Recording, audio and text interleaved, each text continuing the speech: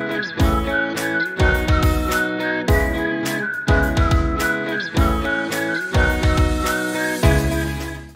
Everyone, welcome back. This is Madhu and आज मैं आपसे ना फिर होपोनोपोनो के बारे में बात करने वाली हूँ।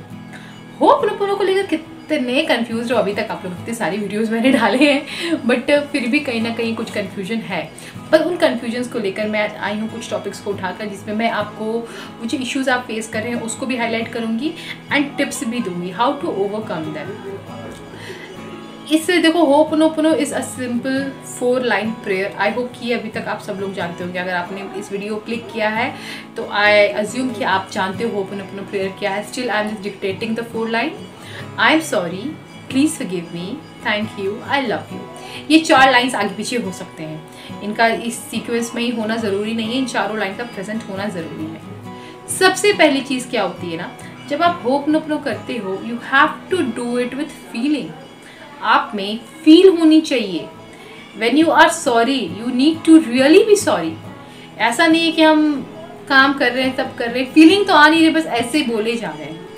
इट वोंट वर्क ओनली, मतलब ये नहीं कहूँगी वर्क नहीं करेगा, करेगा, बट फीलिंग के साथ जब वर्ड्स का कनेक्शन होता है तो वो चीज़, उस चीज़ की वाइब्रेशन बहुत ज़्यादा हाई हो जाती है, वो बहुत ज़्यादा तेज़ी से काम करना स्टार्ट कर देता है। लेकिन जब हम सिर्फ वर्ड्स का इस्तेमाल करते हैं तो उसका काम करने की जो फ्रीक्वेंसी होती है वो स्लो हो जाती है, लेकिन काम तो करता है। ये मेरा पर्सनल एक्सपीरियंस है। हम मजाक मजाक में लोग कहते हैं कोई बात बार बार, तो वो मैनिफेस्ट हो जाता है। क्यों होता है? क्योंकि वर्ड्स की वाइब्रेशन है। अगर फीलिंग्स भी डाल तो वो वाइब्रेशन बहुत ज़्यादा हाई हो जाती है। तो कोशिश करें कि आप जब होपोनोपोनो कर रहे हैं आप निश्चिंत मन से बैठे हैं, उस सिचुएशन को फील करने के बाद आप प्रेयर को कीजिए। ठीक है, स्टार्टिंग टाइम में आपको आंसू भी बहुत आएंगे, हो सकता है बहुत रोने लगे। दैट डज नॉट मीन कि आपका कर्मा खराब था या आप पापी रहे हैं इसीलिए रो रहे हैं, नहीं। एक्चुअली जो भी नेगेटिव एनर्जी आप में अटकी हुई है, जिस तरह की भी कोई नेगेटिविटी आपके अंदर अटकी हुई है उस एक सिचुएशन को लेके, उस एक इशू को लेके, वो आंसू के रूप में निकलना स्टार्ट हो जाती है। कई लोगों को ना यॉर्निंग भी हो सकती है, जमाई आना जिसे कहते हैं, वो चीज़ भी आप फेस कर सकते हो। तो ये सारी चीज़ें जो होती है ना, ये बस नेगेटिव एनर्जी को रिलीज़ करने के तरीके होते हैं। यहाँ आपको ये नहीं इंटेंड करना है, ये नहीं सोचना है कि मैं बहुत पापी होंगी तो मुझे इतना रोना आ रहा है। जस्ट आपकी नेगेटिव ब्लॉक्ड एनर्जी जो आपकी मेरिडियंस में कहीं ब्लॉक्ड है, वो आंसू के रूप में रिलीज हो रही होती है। तो जितना रोना आता है, रोना है, रोकना बिल्कुल भी नहीं है, क्योंकि यही तो होता है ना, ब्लॉक कर लेते हैं अपनी एनर्जीज को, अपनी फीलिंग्स को दबाकर। गुस्सा आ रहा है, गुस्सा दबा लेते हैं, रोना आता है, रोना दबा लेते हैं। तो ये चीज़ें चक्रों पर भी इफेक्ट करती है, मेरिडियंस को भी ब्लॉक करती है। तो इन चीज़ों को हम रिलीज करेंगे, चाहे जितना भी रोना पड़े रो के। तो इससे हमें फील करना पड़ेगा, तो ही जाकर ये इस तरीके से काम करने वाला है। उसके बाद दूसरी जो बहुत इंपॉर्टेंट बात है, हम लोग क्या करते हैं ना, दूसरे को ही हील करने की कोशिश करने लगते हैं। अगर मेरा पार्टनर अच्छा नहीं है, मेरे पापा के साथ प्रॉब्लम है, मेरी मम्मा के साथ प्रॉब्लम है, मेरे किसी दोस्त से नहीं बनती, हम उनको हील करने की सोचते हैं। बट होपोनोपोनो ये चीज़ तो है ही नहीं। इसमें आप किसी और को नहीं डायरेक्टली हील करते हो, आप खुद को हील करते हो। मेरी अगर उससे रिलेशन ख़राब है, मान लो वो मुझसे लॉयल नहीं है या फिर रूडली बिहेव करते हैं, तो इससे प्रॉब्लम किससे हो रही है? मुझे हो रही है ना। वो तो अपनी नेचर में बंदा जी रहा है, सामने वाला बंदा तो अपनी नेचर में जी रहा है, वो उसका नेचर है, that person is happy in that nature, तभी तो उसको कोई प्रॉब्लम नहीं है। प्रॉब्लम मुझे हो रही है, मुझे वो नेचर अच्छा नहीं लग रहा, मैं कनेक्टेड फील नहीं कर पा रही। तो इशू किस में है? मुझ में है ना। अगर आपका पार्टनर आपको इग्नोर कर रहा है, उसको आपकी कदर नहीं, तो इग्नोर कर रहा है, उसको फर्क नहीं पड़ता। फर्क किसको पड़ रहा है?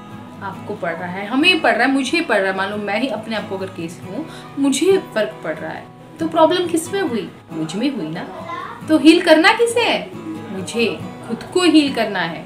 खुद को हील करूँगी तो वो इंसान खुद हील होने लगता है। कैसे हील करना है? उस सिचुएशन को दिमाग में रखिए। तुम्हारे मुझे इग्नोर करने से मेरे अंदर ये जो भी फीलिंग आ रही है, जो मुझे उदासी फील हो रही है, ये जो मुझे इग्नोर्ड फील हो रहा है, I am really very very sorry for this. ठीक है, से सॉरी टू योर सेल्फ, से sorry to the divine.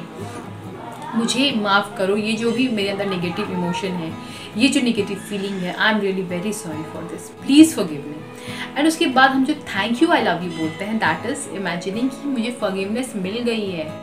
And like a kiddo we are hugging our parent और द एनर्जी जिसने हमें फॉरगिव करा है, I love you for that. Just heal yourself, keeping that situation in mind. वो situation हमारे दिमाग में हमने रखा है, हम खुद को हील कर रहे हैं। हमें खुद का आप ऑब्जर्व कीजिए ना, आपको कई बार क्या होगा ना, अपनी बॉडी में जब आप फील करने की कोशिश करोगे कि इस सिचुएशन के कारण आपको अपनी बॉडी में क्या फील हो रहा है, गुस्सा आ रहा है, रिमेंबर दैट पॉइंट। जैसे मान लो मैं इग्नोरेंस को ही लेकर चलती हूँ, आपका पार्टनर आपको इग्नोर करती है, आप इग्नोर करता है, व्हाटएवर, उस चीज़ को फील कीजिए कि अभी भी वो पार्टनर आपको अगर इग्नोर कर रहे हैं, क्या फीलिंग आ रही है आपके अंदर, गुस्सा आ रहा है, रोना आ रहा है, क्या है वो फीलिंग। उस फीलिंग को पकड़िए कि इस सिचुएशन के कारण ये जो मेरे अंदर ये भावना आ गई है, आप इसको रिलीज भी करने की कोशिश करेंगे। जब आपने ऑब्जर्व कर लिया कि आपके अंदर इशू आ क्या रहा है, now with these affirmations you will release it also, क्योंकि ये आपके लिए बहुत ज़्यादा अच्छे से काम करेगा फिर तो। इसलिए अपनी फीलिंग्स को चेकआउट कीजिए। तुम्हारी इग्नोरेंस या फिर उस बंदे का नाम लेके, हे भगवान, उसकी इग्नोरेंस को लेकर ये जो मेरे अंदर एक हीन भावना आ गई है या फिर एक तकलीफ़ है, इसे मैं रिलीज़ करना चाहती हूँ, मैं इसको रिलीज़ करती हूँ। मैं इसके साथ तो नहीं जी सकती, मुझे माफ़ कीजिए कि मैं इस तरीके से अपने आप को परेशान कर रही हूँ, मैं दुखी हूँ, इसके लिए मुझे माफ़ कीजिए, I am sorry, please forgive me, thank you, I love you, and then chant this prayer. ठीक है, अब जितनी बार आप चैंट करना चाहो, यार 108 के चक्कर में आप लोग क्या कर रहे हो ना, आप लोग फील ही नहीं कर पा रहे हो, तो आप गिनो ही मत। ठीक है, जब तक आपका दिल करता है आप चैंट करो, 10 20 50 बार, 100 बार, जितना होता है, आपको जितना टाइम लगता है आप करो, लेकिन फील लाओ। ठीक है, आप गिनती का चक्कर छोड़ दो, आप फीलिंग लाओ एंड उसकी चैंटिंग आप करेंगे। सिर्फ खुद को क्लींस करना है, दूसरे को क्लींस करने नहीं जाना है। आप खुद को क्लींस कीजिए, सामने वाला खुद ठीक होगा। सामने वाला बीमार है, आपको उसे ठीक करना है। उसके बीमार होने से आपको क्या तकलीफ हो रही है, अगर आप उसके लिए होपन करना चाह रहे हैं, आपको कुछ तो फील हो रहा होगा, वो आपसे कनेक्ट हुआ, ये एक बात है। क्यों उसकी प्रॉब्लम मेरे तक आई, क्यों मेरे में इच्छा है कि मैं उसे हील करूं, या मान लो आपको कोई पे कर रहा है होपन हीलिंग के लिए, तो ऐसा क्यों हुआ कि ये पेमेंट मुझ तक आई, ये एनर्जी एक्सचेंज मुझ तक आया, मैं क्या फील कर रही हूँ सिचुएशन में, वो क्या प्रॉब्लम है, ये वो क्या फीलिंग है मेरे अंदर। चेक आउट दैट फीलिंग, उस इंसान को ध्यान में रखते हुए, and then start this prayer. Feeling जब जनरेट हो जाती है, आपको फील होने लगता है कि क्या प्रॉब्लम आप में आ रही है, उसको रिलीज़ करने का भी एक कमांड दे दो, आई रिलीज इट, मैं इसे रिलीज़ करती हूँ, मैं अपने आप से इसको निकालती हूँ। एंड देन आप प्रेयर चैंट कीजिए, आपकी फीलिंग पर इमीडिएटली काम होना स्टार्ट हो जाएगा उसको बाहर करने के लिए। कितना हल्का फील करेंगे आप उसके बाद। नेगेटिव एनर्जी हर जगह एक्यूमुलेटेड होती है, आपके शरीर में, आपके घर में, आसपास, रिश्ते हर जगह होते हैं, उसे हमें बस रिलीज़ करना है। अब एक तीसरी बात, होपनोपनो चैंट कर रहे हैं, फीलिंग से कर रहे हैं, काम नहीं कर रहा। अब अभी होपनोपनो चैंट कर रहे हैं, फीलिंग से कर रहे हैं, क्या फीलिंग है वो, फॉरगिवनेस की फीलिंग है। पूरे दिन उस बंदे को गाली दे रहे हैं, पूरे दिन आप नेगेटिव हैं, वो मेरे साथ लॉयल नहीं है, वो मुझे इग्नोर करता है, प्लान मतलब सिर्फ नेगेटिव है। कहाँ से काम करेगा होपनोपनो? आपका 5-10 मिनट का होपनोपनो ज़्यादा अच्छा काम करेगा या कि दिन भर की नेगेटिव थॉट्स और नेगेटिव एफर्मेशन? आप खुद कंपेयर कर लीजिए ना, 90% ज़्यादा बड़ा है या 10% ज़्यादा बड़ा है? तो अपने ऊपर काम कीजिए। अगर आप पॉजिटिव नहीं हो पाते तो एटलीस्ट लीव दैट थिंग, उस टॉपिक को छोड़ दीजिए। ठीक है, एंड जब आपको फीलिंग आ रही है, जब एंक्शियसनेस आ रही है, एंग्जाइटी हो रही है, नेगेटिव थॉट्स आ रहे हैं, बस उसी टाइम होपनोपनो फिर चैंट करना स्टार्ट कर दीजिए, ताकि जब आपकी वाइब्रेशन लो हो, होपनोपनो उसको फिर रेस कर दे। ठीक है ना, समझ रहे हो ना कि जब भी आपको शक आ रहा है या फिर दुखी हो रहे हो सिचुएशन को लेकर, नेगेटिव हो रहे हो, बस होपनोपनो चैंटिंग स्टार्ट कर दीजिए, वो आपकी वाइब्रेशन को उसी वक्त बढ़ा देगा। आपको जितना मन करता है 2, 4, 5, 10 बार, जितना बार आप कर सकते हो, काम कर रहे हो, नेगेटिव हो रहे हो, थोड़ी देर ऐसे आंख बंद करके बैठ के, आई am sorry, please forgive me, thank you, I love you, आपको जैसा ठीक लगे। काम करते करते भी आपका ध्यान उस प्रेयर पे कर सकते हो। यार नेगेटिविटी फील हो रही है, नो नो नो, जब अपनी वाइब्रेशन को बढ़ाना, आपकी वाइब्रेशन लो हो रही है, start chanting this prayer, this will work miraculously, this is a miraculous, यार है, बहुत मिराक्युलस है, ट्रस्ट ऑन दिस। और अपनी एनर्जीज पर बार बार आप काम कीजिए, इट विल स्टार्ट वर्किंग। अब उसके बाद एक और काम क्या कर सकते हो, हार्ट टू हार्ट होपनो दे सकते हो, यानी कि आप उस पर्सन को सामने विजुअलाइज कीजिए जिसे आपको ठीक करना है, खासकर रिलेशनशिप के भी केस में, या not only relationship, her case में कर सकते हो। ठीक है, यहाँ पर आपको क्या करना है, उस पर्सन को अपने सामने विजुअलाइज कीजिए।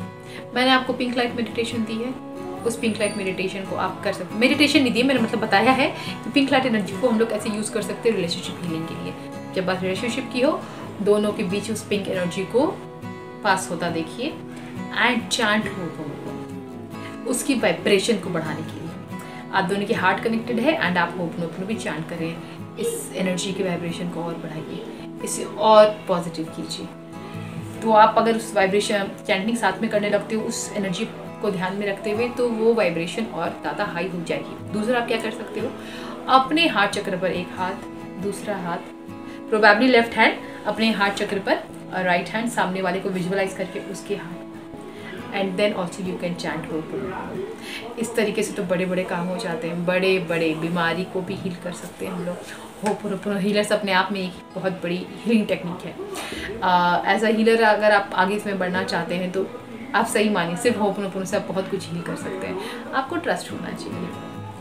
और नेक्स्ट आप एक 5वां टिप मैं दूंगी कि आप ब्लू रंग का जो होता है बॉटल वगैरह, आप पिक्चर में चेक कर लो।